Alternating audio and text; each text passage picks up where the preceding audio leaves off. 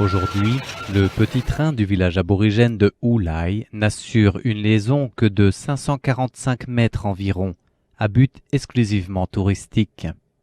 À l'origine, ce petit train reliait Sindien au pied de la montagne de la Tortue jusqu'à Wulai. Il a été mis en place à l'époque de l'occupation japonaise dans les années 1910-1920.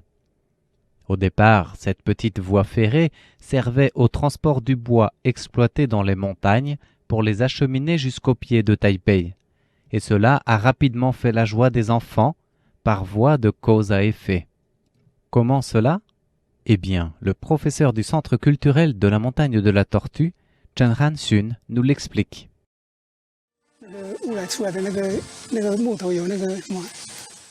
Les exploitations forestières de Wulai ont fait connaître la cannelle, et les adultes se sont dit que lorsqu'ils étaient enfants, ils n'avaient pas de sucrerie, alors ils ont appris aux enfants à récupérer la cannelle pour la croquer comme s'ils croquaient directement dans l'écorce, et c'était très bon. On en mangeait jusqu'à saigner du nez. Je me souviens que le week-end, nous jouions aux abords de la voie ferrée qui acheminait le bois jusqu'à l'usine de transformation.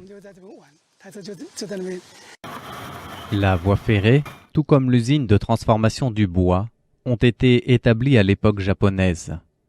Une autre voie a été construite plus tardivement pour desservir le flanc nord de la montagne de la Tortue en suivant le cours de la rivière, dans le but d'aider les cultivateurs sur place à acheminer leurs produits.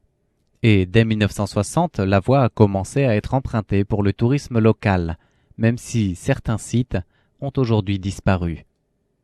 Aujourd'hui, un musée retrace l'histoire de ce train à Wulai, où les touristes affluent en nombre, notamment pour admirer la cascade de Wulai en amont du village.